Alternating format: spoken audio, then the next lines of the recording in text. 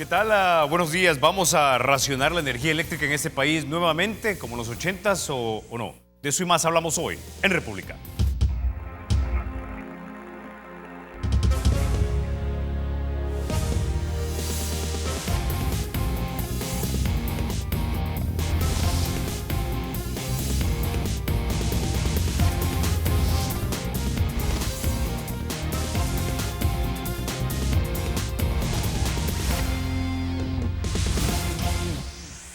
Bueno, sin mayor preámbulo, vamos a introducir a nuestros invitados. Esta mañana nos acompaña el señor Javier Simán. Él es el presidente de la Asociación Salvadoreña de Industriales. Y también nos acompaña don Jorge Arriaza. Él es el director ejecutivo de la ASI.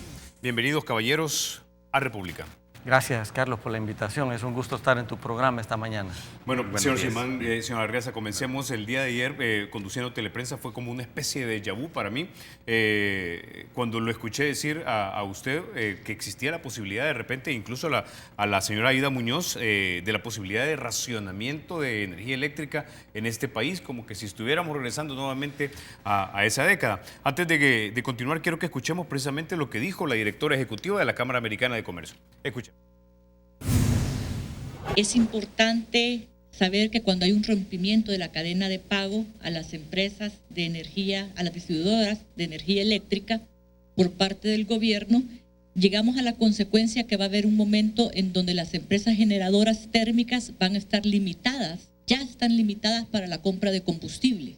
Ya no quieren dar más crédito a nuestro país para importación. Y a los que les compran petróleo para generar a través de búnker, tampoco le quieren dar crédito a las empresas generadoras. Por ende, puede llegar un momento en donde haya racionamiento de energía. Señor Simán. Mira, yo creo que no se trata de generar pánico, sino que se trata de advertir sobre un riesgo que debemos de tomar acción inmediata para evitar que suceda. A diferencia de aquellos tiempos donde teníamos racionamiento muy frecuente, ahora hay una capacidad instalada que sobrepasa la demanda de energía. Y existe la posibilidad siempre de importar energía de otros países con la interconexión centroamericana, el CIEPAC. El problema es que se ha roto la cadena de pagos. El gobierno no le ha pagado a las distribuidoras no le han pagado a los generadores, ni a la CEL, ni a los importadores de energía. Entonces los importadores han incumplido sus contratos bilaterales con sus proveedores de energía de Guatemala. Los generadores, si no se les paga, no tienen recursos para ir reponiendo el petróleo que van quemando. Entonces, se ha roto la cadena de pagos y es urgente que el gobierno tome acción, que sea responsable con el pago, porque de lo contrario, en la medida que cada uno de estos proveedores de energía se va declarando en indisponibilidad, caemos en un riesgo de tener menos opciones de dónde generar energía. Nosotros estamos confiados que el gobierno va a resolver esta situación, pero es importante hacer un llamado que la resuelva de inmediato, porque a diferencia del gas, el subsidio del gas, el gobierno lo da directamente a los beneficiados, a través de la tarjeta y del Ministerio de Economía. Pero lo que es el subsidio eléctrico se da a través de las distribuidoras eléctricas. Las distribuidoras te reconocen un descuento en tu factura si tú sos un usuario de menos de 99 kilowatts. Y el gobierno le reintegra a las distribuidoras ese descuento que te otorgaron como parte del subsidio. Lo que ha pasado es que las distribuidoras han venido dando el descuento puntual a esos usuarios beneficiados, pero el gobierno no les ha pagado desde el mes de junio. Entonces ya el 31 de enero el gobierno les debe 53 millones de dólares. Entonces, en la medida que las distribuidoras no han recibido el pago de parte del gobierno, las distribuidoras tampoco le han pagado a los generadores, a los importadores y a la CEL. Ahora, señor Arriaza, ¿cree usted que ese es el mejor mecanismo? Es decir, había funcionado antes, pero no sé si estamos en nuevas circunstancias y quizá amerite una manera, o examinar por lo menos la manera en la que se estaba dando el subsidio. ¿O cree usted que debería ser de esta manera, simplemente ser tal vez más planificado y más organizado? Bueno, tal vez dos cosas son importantes. Primero, el método evidentemente no es el mejor porque ya ha generado un problema serio, está por generar un problema aún más complicado, ¿verdad? Y también nosotros siempre hemos señalado que es necesario permanentemente estar haciendo un análisis de todos los subsidios, ¿verdad? No estamos en contra de este subsidio, es muy importante para la población salvadoreña, pero también nos enfrentamos frente a un Estado que no tiene, a un gobierno que no tiene recursos, ¿verdad? Entonces, no es consistente seguir derrochando recursos en otras áreas especialmente, ¿verdad? Y que tenga un efecto en el subsidio y el no pago a las compañías. Si el gobierno quiere dar subsidios y se necesitan, y con justa razón, es importante ayudarle a la gente, tiene que ver dónde recorta gastos superfluos, especialmente lo que ya se ha señalado en muchos momentos, para poder ajustarse y dedicar ese dinero a lo que se requiere más importante para la población. Ahora, señor Simán, se supone que este dinero debería haber estado ya apropiado. Tengo entendido que fue parte de los bonos que se le aprobaron al gobierno a finales del año pasado. Era parte de los 550 millones de dólares. Sí, a diciembre 31 eran 45.8 millones la deuda, y eso quedó incluido en el acuerdo que hicieron los partidos políticos con el gobierno, que cuando se colocaran los 550 millones en bonos, 46 millones se debían destinar al pago de la energía a las distribuidoras. Lo que no se ha definido es cómo se va a cubrir ese gasto en el 2017, ¿verdad? En el 2017 en el presupuesto no está incluido. El gobierno ya dijo que lo va a pagar CEL, y CEL ya dijo que ellos no lo van a pagar, y en el presupuesto de CEL, en la partida del subsidio, solo hay $100 asignados. Nosotros creemos que no le debe de corresponder a CEL. CEL debe de hacer grandes inversiones en generar energía eléctrica renovable. Y CEL tiene la deuda que adquirió para comprar las acciones de la GEO. ANDA le debe a CEL 196 millones de dólares por la energía que le provee. CEL tiene que terminar la presa del Chaparral, tiene que terminar la ampliación de la presa 5 de noviembre. Entonces, CEL no está en una situación de bonanza financiera donde pueda cubrir el subsidio, sino que tiene que continuar invirtiendo en los proyectos de energía renovable. CEL ha invertido, no ha invertido, de los recursos de CEL se ha pagado 1.350 millones de dólares en los últimos 5 años para pagar subsidio. Si esos 1.350 millones, Carlos, se hubieran destinado a presas hidroeléctricas, a nuevos pozos geotérmicos, a nuevas plantas solares, todos tuviéramos energía barata, los salvadoreños, su factura de energía fuera mucho más baja, la industria fuera mucho más competitiva. Entonces, se están desperdiciando recursos de CEL que pudieran destinarse para que todos tengamos energía barata y no fuera necesario subsidiar. Yo quiero agregar algo a lo que dijo Jorge. Nosotros no estamos cuestionando el subsidio. Si el gobierno quiere dar el subsidio, el gobierno lo tiene que pagar, ¿verdad? Sí hemos hecho observaciones que el subsidio debería rediseñarse, porque el subsidio actual no le ayuda a nadie a salir de la pobreza, al contrario, los hace dependientes del gobierno. Entonces se vuelve una herramienta electoral para los gobiernos de turno. Nosotros quisiéramos ver un subsidio que realmente le ayude a la población a salir de la pobreza. Segundo, el subsidio está mal diseñado porque beneficia al que más gasta. Los hogares que solo tienen 1 o 2 focos solo reciben 50% de subsidio en su factura. Los hogares que tienen más focos o más aparatos reciben hasta el 70% de la factura. Entonces sí creemos de que está mal diseñado el subsidio porque beneficia al que menos lo necesita. Y tercero, hay más de 100,000 hogares en nuestro país que ni siquiera tienen energía eléctrica. Y el subsidio no está llegando a esas gentes que son los más necesitados. Entonces hay que llevarle energía eléctrica a los que no la tienen. Si no, no pueden progresar, no podemos llevar desarrollo a esas zonas del país si no tienen energía eléctrica. Entonces sí creemos que es la oportunidad de rediseñar el subsidio para que realmente ayude y de focalizarlo a los más necesitados. A su juicio, entonces, ¿cómo debería lucir este nuevo subsidio una vez rediseñado? Mira, nosotros hemos hecho estudios que la mayoría de los beneficiados del subsidio eléctrico lo que hacen es que ese dinero lo destinan a tarjetas de prepago de celular. Entonces lo que está subsidiando no es la energía eléctrica, termina subsidiando la telefonía celular, ¿verdad? Hemos hecho estudios de que son 972,000 hogares los que reciben el subsidio y en promedio tienen 3 focos incandescentes. Nosotros hicimos una propuesta que si tú le regalas 3 focos ahorrativos, son $3, $1 por foco, y se los regalas cada 6 meses. En vez de gastar 174 millones, el gobierno hubiera gastado 6 millones. Y con eso bajas el consumo eléctrico al 25% de lo que están consumiendo ahorita. Eso no solo nos desinfla la demanda de energía en el país, una demanda innecesaria, porque tenemos muchos equipos ineficientes como focos incandescentes, sino que también te reduce el monto del subsidio.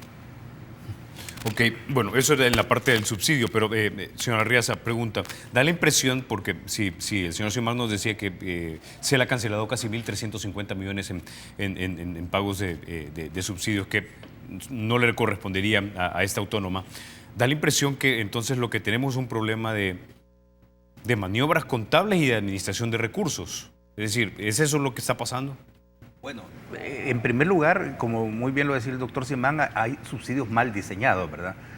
Son 1.350 millones que se han dado, pero que no tienen ninguna respuesta en cuanto a reducir la pobreza de las personas, ¿verdad? Eso es importante porque al final el objetivo de un subsidio es ayudar momentánea o temporalmente a la persona para que pueda salir de esa situación y tener mejores ingresos y una mejor condición de vida. Las propuestas, por ejemplo, la de los focos fue una propuesta que se hizo hace varios años y se ha venido haciendo para poder facilitar más el ahorro y el consumo. Aquí se ha juntado un mal diseño de los subsidios con un problema de caja del gobierno, ¿verdad? Es un problema de caja no solo en el tema de energía, sino es un problema de caja general, donde uno va, encuentra que el gobierno no ha pagado, ¿verdad? No ha pagado el IVA a los exportadores, no ha pagado la energía eléctrica, no le paga incluso a los institutos de educación superior lo que le corresponde para que funcionen. Ha llegado a una situación realmente caótica, pues, en el sentido de pagar. Y ese es parte del problema, un problema de caja que hay que resolverlo a nivel político. Entendemos que debe avanzarse con una buena voluntad del gobierno, porque aparentemente lo que sucedió en las mesas de negociación con el partido de oposición es que el gobierno no estaba cumpliendo con todos los puntos que se pactaban y es necesario llegar a un acuerdo político para resolver el problema de caja. También este tema de pensiones y, en fin, podríamos seguir mencionando muchos temas. Entonces, es diseño del mecanismo de subsidio y un problema de caja que hay que resolver a corto y mediano plazo. Y tal vez agregar, Carlos, de que el subsidio está mal diseñado porque te paga la factura de energía, no te paga el consumo de energía. Entonces, en tu factura de energía hay otros gastos como el uso de los postes municipales, el pago municipal por los postes. Entonces, el gobierno a través del subsidio le está pagando a la alcaldía indirectamente por lo que la alcaldía cobra en el uso de postes. Entonces, hay que rediseñar el subsidio. No, en ningún momento estamos diciendo que se quite el subsidio. Estamos diciendo que se rediseñe, se focalice para que realmente primero lleve energía a todos los rincones del país. Hay salvadoreños donde todavía no les llega la energía.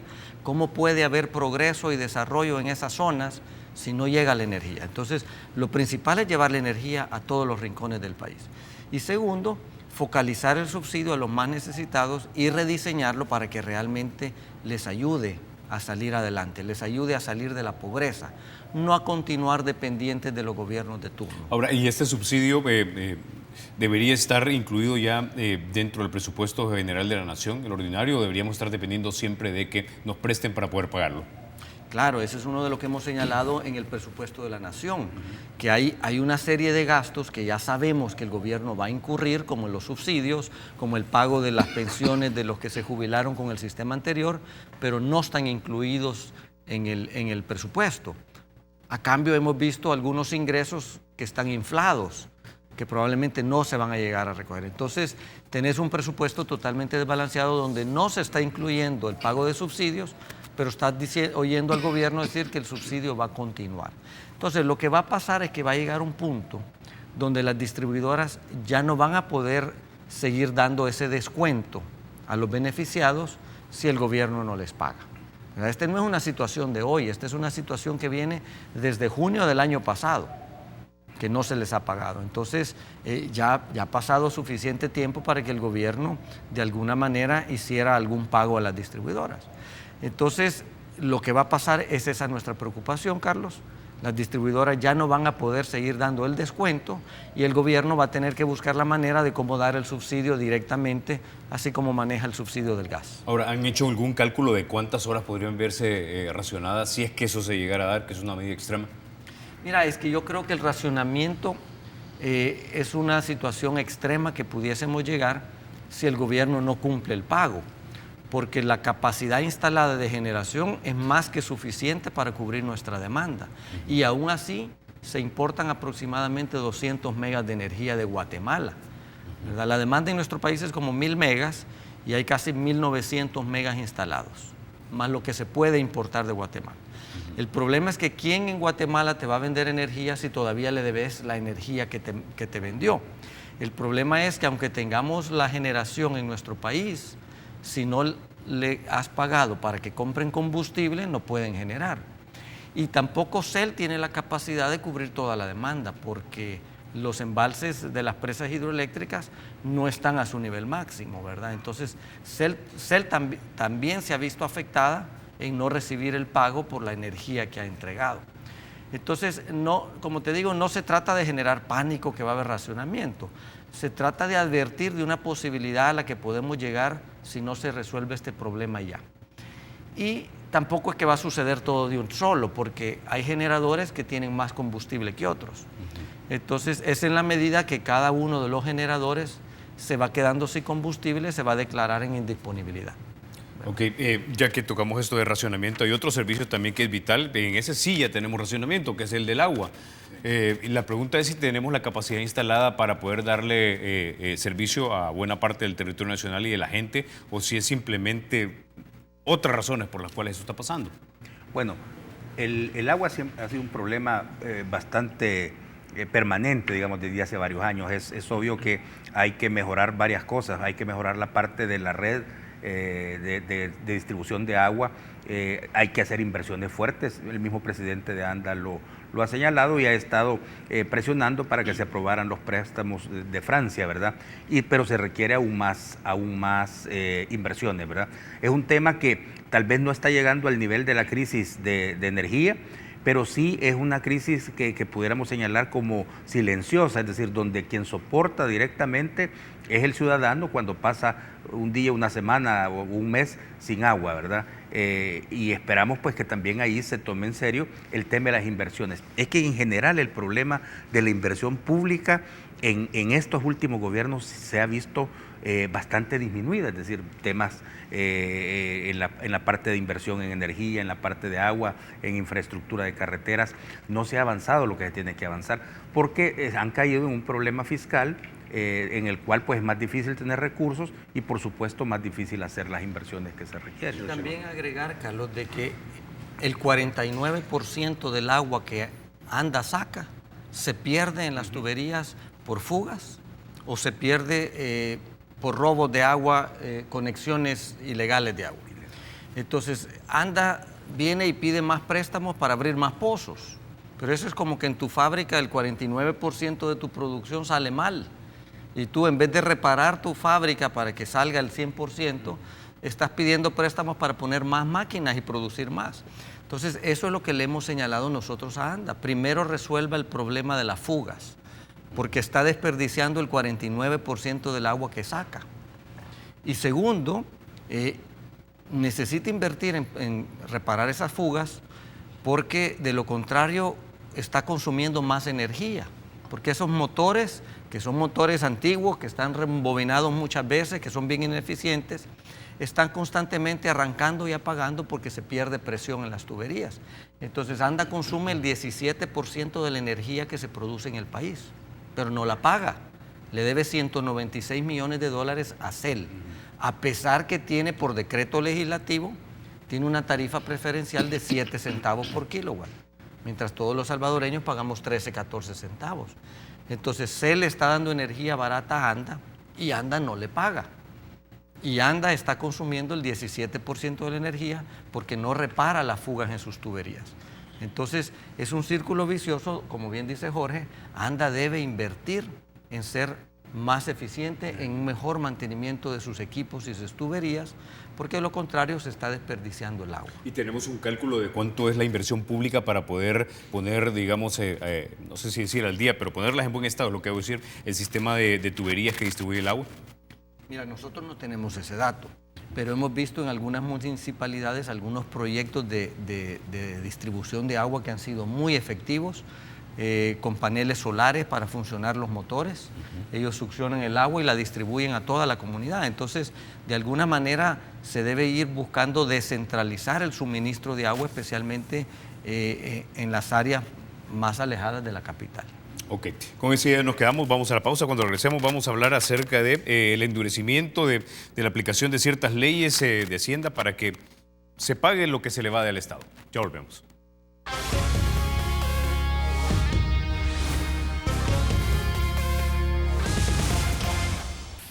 Gracias por continuar con República. Señor Simán, hablemos ahora acerca de estas medidas que va a implementar el Ministerio de Hacienda para recuperar todo aquello que se evade. El Ministerio ha dicho que va a poner en vigencia estas medidas, que es una especie de nuevo sistema de fiscalización, tengo entendido. El Ministerio va a retener hasta el 10% del salario y va a inmovilizar cuentas bancarias y detendrá trámites de inmuebles y vehículos, entre otras medidas, si los asalariados, es decir, los profesionales como nosotros, no declaran correctamente sus impuestos. Bueno, en primer lugar hay que ver el tema legal, si efectivamente es legal lo que el ministerio está queriendo hacer, ¿verdad? Porque siempre hemos señalado que está bien que se haga cumplir la ley y quien no la cumple pues tiene sus sanciones, evidentemente.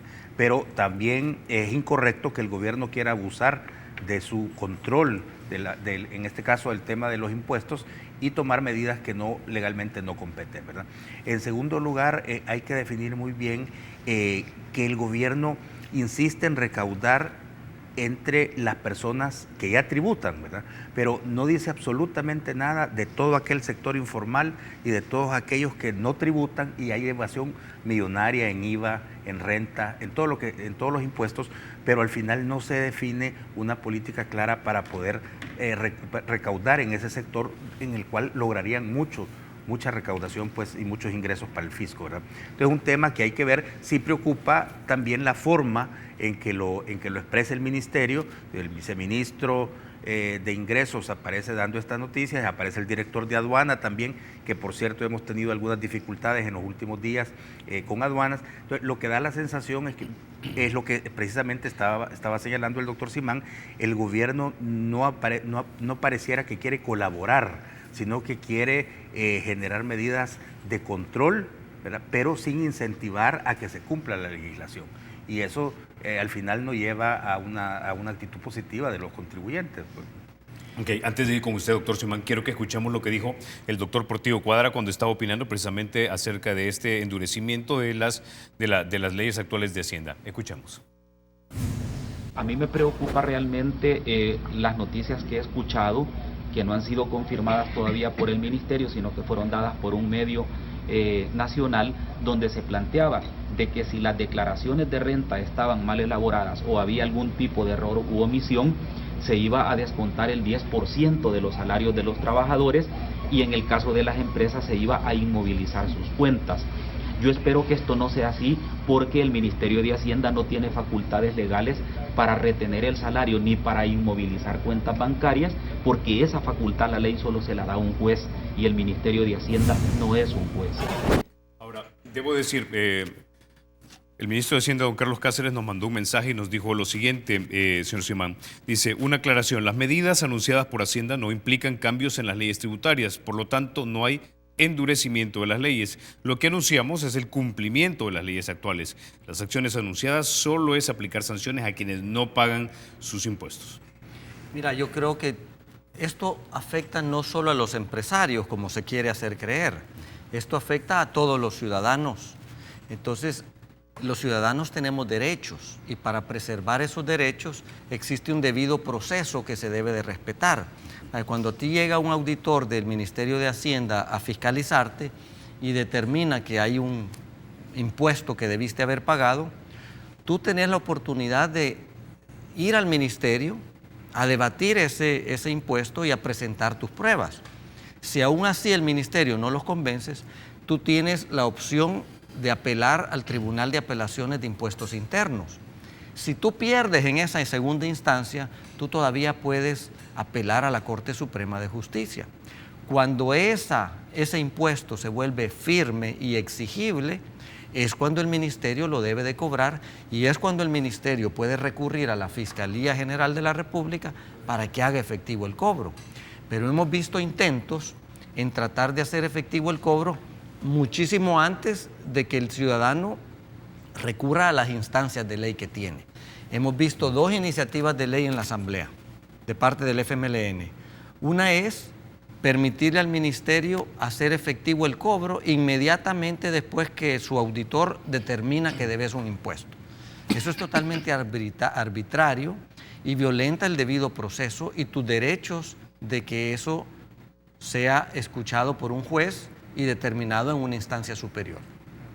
La segunda ley que hemos visto, intento de ley que hemos visto en la Asamblea por parte del FMLN, es penalizar el impuesto, penalizar al ciudadano si no paga el impuesto en esa primera instancia.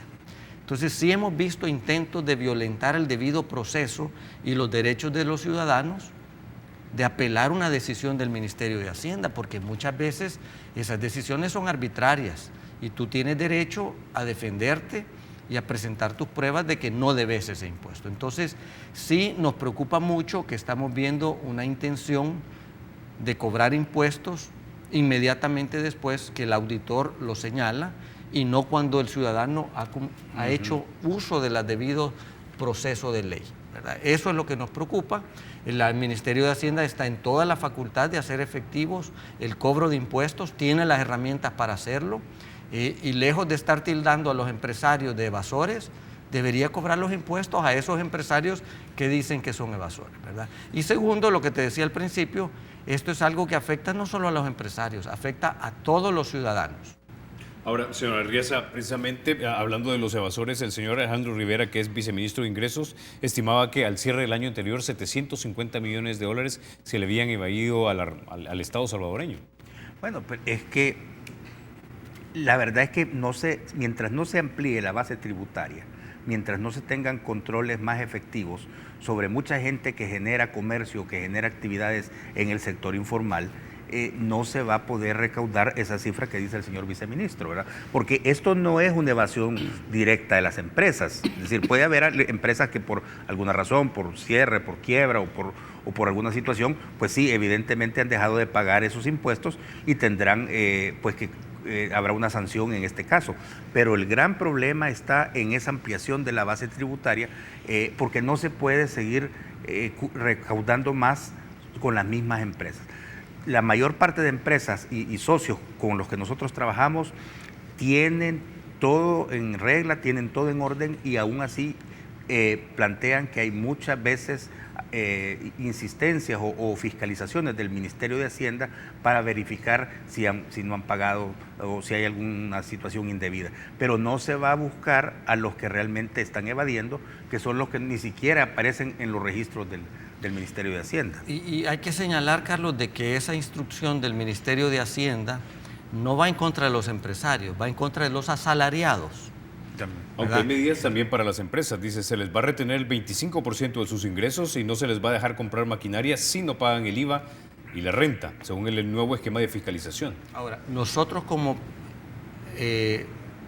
empresas que contratamos a los trabajadores, Carlos, nosotros no podemos descontarle de su sueldo si no es por una orden judicial. Entonces, como bien dijo el señor diputado René Portillo Cuadra, el ministerio no puede violentar la ley. El Ministerio de Hacienda tiene que seguir el debido proceso para poder hacer esas retenciones a nuestros trabajadores. Y nosotros como patronos no podemos tocar el salario de nuestros trabajadores si no es por una orden judicial. Entonces el ministerio tiene que seguir el debido proceso para que se hagan los descuentos respectivos, ¿verdad? Y en el caso de las empresas también el ministerio tiene que tener mucho cuidado de no violentar la ley, ¿verdad? Porque se estaría violentando la ley sin haber seguido el debido proceso en el cual un juez determina que hay un impuesto a pagar y que si ese impuesto no se ha pagado, se puede tomar las medidas que el ministerio pretende tomar. Ok. Ahora, ya que nos metemos en este tema de impuestos, el otro día conversando con el señor ministro y también con otros expertos en este tema, creo que don Luis Cardenal fue precisamente el que me dijo de que 7 de cada 10 empresas en este país están en un nivel de informalidad. Unas hacen mucho dinero, otras no hacen nada de dinero, o poco dinero, debo decir. Pero el señor ministro me decía que de ese 30% que sí están formales, ante mi pregunta y argumentarle que casi las empresas pagan aquí un 35% de impuestos sobre la renta, me decía, sí, bueno, eso está escrito en la ley, pero con todas las deducciones y las elusiones que pueden hacer, terminan pagando 2,5%, y eso nos parece que es muy poco. Mira, yo creo que el ministro está exagerando, porque la ley determina qué deducciones puedes tomar tú. Y si tú estás haciendo uso de una deducción que la ley te permite, ¿a dónde está la violación de la ley? ¿Verdad? Por ejemplo, la ley te permite depreciar un activo. Si la industria compra una máquina, la ley te dice cuánto es lo más rápido que puedes depreciarla, que son 5 años. Si yo decido depreciarla en 10, esa opción que la ley te da. Si yo decido hacer uso de los 5 años que la ley me da, no hay ninguna violación a la ley. ¿Me entiendes? Entonces, las empresas no pueden tomar más deducciones que las que la ley le permite. Y si alguna empresa lo está haciendo, el ministro tiene toda la facultad de no reconocer esas deducciones y de calcular el impuesto respectivo. Ahora bien, sí es cierto que hay un 72% de economía informal. Hace 5 años era un 52%, en el 2014 era un 63%, ahora es un 72%. ¿Cuál es la razón por la cual más gente está saliendo a la ilegalidad, digamos? A eso queremos llegar. ¿Por qué más gente se está pasando a la informalidad? Porque cada vez es más difícil hacer negocio en nuestro país con tanta burocracia, con tanta tramitología, con el acoso fiscal. Entonces, lejos de motivar a las personas a hacer negocio en la formalidad, cumpliendo las leyes y pagando impuestos, están incentivando a que la gente haga negocios en la informalidad. Y no te estamos hablando de la señora que vende en su pick-up o la señora que hace pupusas. Esos son microempresarios. Te estamos hablando de grandes empresarios, grandes gente que hacen negocio en el mercado central, en la tiendona, que mueven grandes cantidades de dinero y que no están pagando ningún impuesto, ¿verdad? Entonces, sí, la economía informal ha crecido en nuestro país, y entonces ese 28% que todavía tributa está cada vez más sufriendo el acoso fiscal, al punto donde deciden cerrar o deciden mejor moverse a la informalidad. Ok, con esa idea vamos a irnos a la pausa, pero antes de irnos, déjenme contarles que el Banco Promérica aquí en nuestro país tiene 44 puntos de atención en todo el territorio nacional. Tiene más de 100 cajeros, tiene 7 kioscos y tiene 69 corresponsales financieros. Si usted quiere más información, puede llamar al centro de contacto, que es el 2513-5000, 2513-5000, o también los puede seguir en el Facebook como Banco Promérica El Salvador. Con esa idea, vamos entonces a la pausa. Cuando regresemos, vamos a hablar también de presunción de inocencia en este país. Ya volvemos.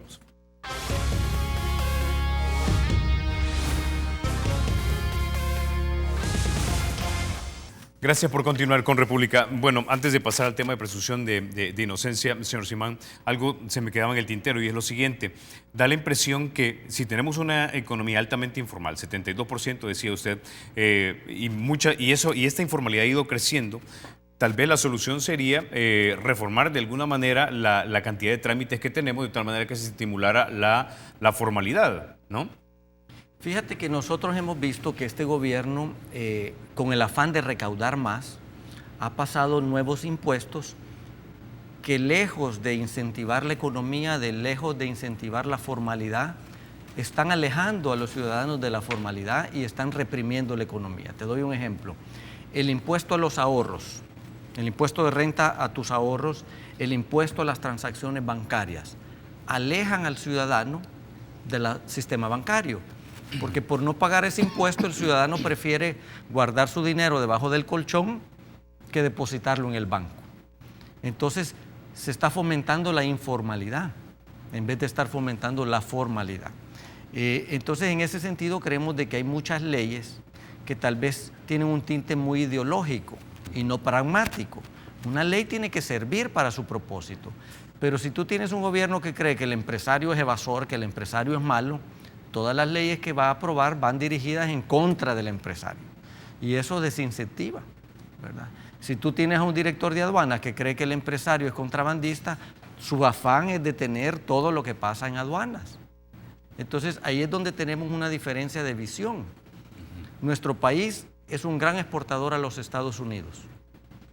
Y la razón por la que tenemos ese mercado es por la cercanía, la proximidad. ¿Qué tan rápido podemos atender ese mercado? Pero aduanas, lejos de tener la visión de cómo hacer más ágil el trámite para que exportemos, tiene la visión de cómo controla todas esas exportaciones. Entonces se nos detienen las exportaciones en la aduana, perdemos el barco en Guatemala, hay que esperar una semana más al próximo barco y perdemos los contratos, ¿verdad? ¿Por qué? Porque aduanas tiene una visión de cómo controla todo lo que pasa por ahí. Claro, aduana tiene una responsabilidad de fiscalizar y de recaudar, pero sin que entorpezca el comercio. Entonces, sí creemos de que hay una visión ideológica muy marcada en contra de los empresarios que está haciendo que la economía con todas esas leyes se reprima y está alejando a la población del sistema bancario formal, ¿verdad? Precisamente el otro día, señora Arriaza, conversando con una de las principales funcionarias del partido FMLN en la Asamblea Legislativa, me decía, y la voy a parafrasear porque no recuerdo exactamente lo que me dijo, pero esta es la idea, que el grupo de los más afortunados en este país realmente no tienen una visión de república, ni mucho menos una visión patriótica para, en pocas palabras, bolsearse cuando tienen que bolsearse para tratar de contribuir al desarrollo del país, y que eso realmente lo hace muy difícil. Pero si partes de ese paradigma, y aquí sería bien difícil escuchar, por ejemplo, al señor Simán o escuchar al señor Villalona, cualquiera que fuera, y escuchar un argumento técnico sin pensar, no, lo que pasa es que este lo que quiere es no bolsearse, y el otro lo que va a pensar es lo que pasa es que este quiere que yo me bolsee. Lo que pasa es que esa es una visión muy ideologizada. Mucha gente del FMLN todavía sigue con un análisis marxista de la lucha de clases y de que los ricos contra los pobres, y yo creo que ese es un tema superado mundialmente, ¿verdad? Está claro que no se puede distribuir riqueza si no se genera riqueza, y lo importante es que el país produzca y genere riqueza para todos, ¿verdad? Y ese es el objetivo, pero no es señalando esa visión de clases que el país va a crecer o va a mejorar.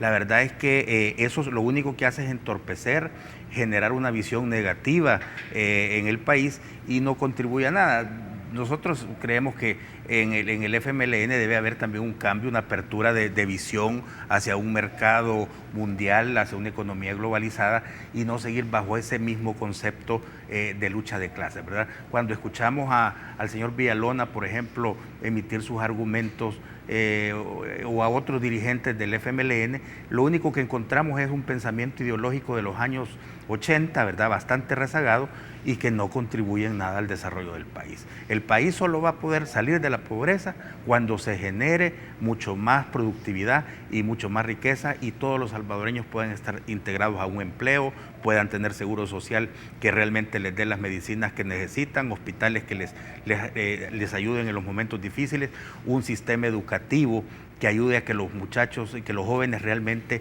aprendan y puedan contribuir con mejor educación a la economía. De lo contrario, seguir con ese discurso no nos lleva absolutamente a nada. Mira, el sector empresarial invierte más de 600 millones de dólares al año en programas de ayuda a las comunidades, programas sociales. Lo que pasa es que el empresario lo hace por solidaridad, no lo hace por publicidad, y no lo publicita. Ahora, nosotros vemos al FMLN a través de su brazo económico, ALBA, que regala 1000 computadoras y gasta 10 millones en publicidad. Entonces, la población no aprecia todo ese esfuerzo que hace el sector empresarial. Te doy un ejemplo.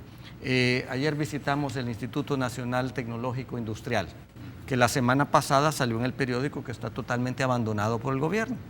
Ya el sector privado se está haciendo cargo de darle los equipos y los insumos para que pueda operar. Lo mismo con el Instituto Nacional de Apopa, queremos acercarnos para ver que no les haga falta nada. Entonces, tú ves proyectos del sector privado como Supérate, donde a los jóvenes se les capacita en inglés y en computación, y esos jóvenes encuentran mejores oportunidades. Ese es el sector privado, ese no es el gobierno. Y no es que a los que tienen les duele dar. Los que tienen les duele darle a un gobierno que no hace buen uso de ese dinero. Entonces prefieren invertirlo ellos directamente en obras que van a traer oportunidades a los jóvenes. Y eso es lo que estamos viendo. sector privado invirtiendo en nuevas oportunidades para los jóvenes. Y tú lo puedes ver en el periódico, Fundación CRIT, Fundación POMA, Proyecto Supérate. Cada semana ves graduando jóvenes en inglés, en computación, dándoles nuevas oportunidades, y también las gremiales empresariales estamos en ese esfuerzo de buscar la inserción laboral de estos jóvenes. Y creemos de que ahí sí se está invirtiendo, pero a cualquier ciudadano le duele dar de sus recursos a un gobierno que los está malgastando. Ahora, señor Simán, recuerdo al presidente Sánchez Serén cuando iniciaba su presidencia allá por 2014, hizo una gira por los hospitales y dio declaraciones a Teleprensa y decía, este país necesita recursos. Y parte de la premisa de que el Estado salvadoreño no tiene la cantidad suficiente de recursos. Hace un par de meses también los países donantes o amigos de El Salvador, junto con el USA, reunió, digamos, a representantes del Partido Arena, del FMLN, de los más afortunados en este país, empresarios, gremiales, y les dijo que la solución era un trípode: ingresos, egresos y modelo económico. Al FMLN usualmente solo le gusta hablar de los ingresos y a la derecha empresarial le gusta hablar solamente de los egresos, es decir, eso que es el cincho. Pero si hablamos de los ingresos, que en este caso es lo que, digamos, más problematiza al sector empresarial, si tenemos, si mal no recuerdo, un 15,8% de ingresos tributarios versus el PIB y tenemos que llevarlo al 18%, ¿no debería el sector empresarial estar un poco más anuente y decir, ok, vamos a dejar que suban eso al 18%, pero vamos a ver si es cierto que lo usan donde tiene que usarse? Mira, nosotros no creemos que se necesitan más recursos, lo que creemos que se necesita un gobierno honrado y buen administrador, porque este gobierno ya percibe más recursos que cualquier otro gobierno en la historia. La pregunta es, ¿en qué se están gastando? Y nosotros como sector empresarial vemos el tema fiscal en una forma bien integral. Creemos que tiene 4 puntos principales, y es el gasto público, el ingreso tributario, pero también hay que ver el endeudamiento público y la inversión en infraestructura. Entonces, no es que nosotros solo veamos el gasto, claro, queremos ver un gobierno más eficiente, que haga mejor uso de los recursos. Y el gobierno, siempre hemos dicho, tiene 3 funciones principales: proveer salud, seguridad y educación. Y pregúntale a la población si estamos mejor en esas 3 áreas. Y no es que falten recursos. Hay impuestos para seguridad, hay 2 o 3 impuestos para la seguridad. Está el impuesto a la telefonía, está el impuesto a las empresas, y ¿a dónde se están utilizando esos recursos? Entonces, tenés que verlo de una forma integral. No podés endeudar al país más allá de las posibilidades. Segundo, un gobierno no puede seguir gastando más de lo que debe. Tercero, un gobierno debe tener suficientes ingresos tributarios, y para eso ya aprobaron 23 impuestos nuevos. Y cuarto, y es la parte donde no vemos avance, un gobierno debe de invertir en infraestructura pública. Primero, porque eso beneficia a la población. Segundo, porque genera empleos. Y tercero, porque permite al país ser más competitivo y atraer más inversión. Tienes que ver el tema en una forma integral. No solo puedes hablar de que hay que apretar los gastos o hay que subir los impuestos, ¿verdad? También hay que controlar la deuda, pero hay que invertir más en infraestructura. Ok.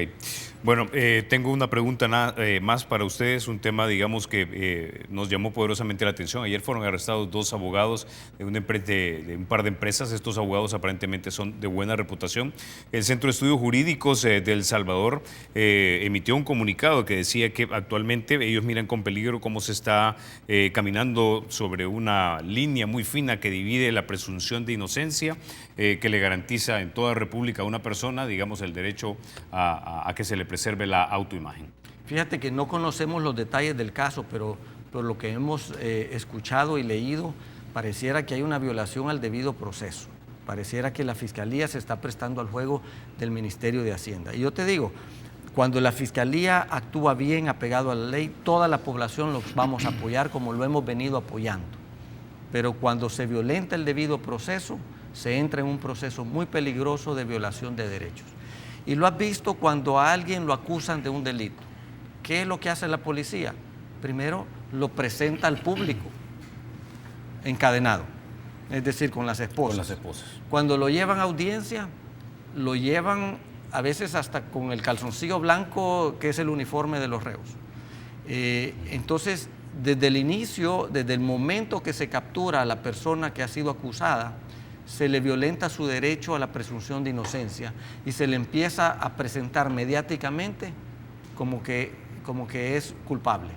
Okay. Se le presenta con las manos esposadas, se le presenta uniformado como reo, no se le da oportunidad de rasurarse sin nada. Y cuando tú ves cuando llega a la audiencia, ya tiene cara del culpable, ¿verdad? Entonces sí creemos que se debe de respetar la presunción de inocencia en todo el proceso. Una vez es condenado, esa es otra cosa. Ok.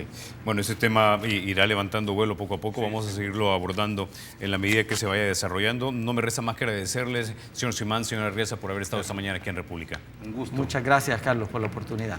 Bueno, ustedes, amigos, déjenme hacerle una atenta invitación. Este próximo domingo iniciamos una serie de tres programas que nos van a llevar desde los 70s hasta la firma de la paz y la implementación de los acuerdos de paz. Quiero que vean ustedes en este momento de qué estamos hablando.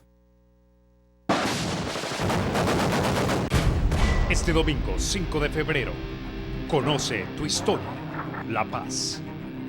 25A, Acuerdos de Paz desde la Presidencia Duarte a la firma de la paz en Chapultepec, a la implementación de los acuerdos.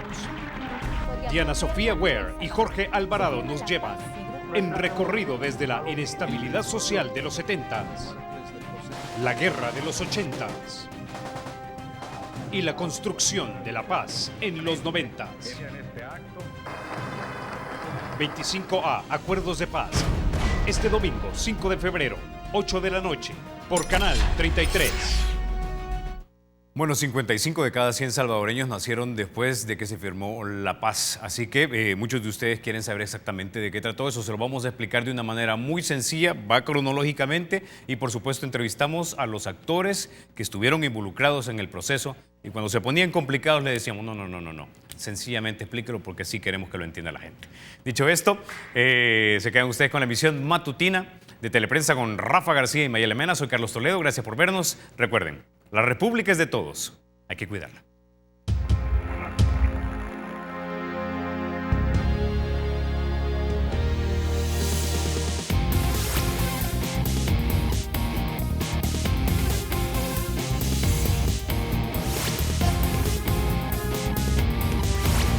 Toma el esférico y llega la magia de González. El Estado es y será siempre libre e independiente. Y no será jamás el patrimonio de ninguna familia ni persona.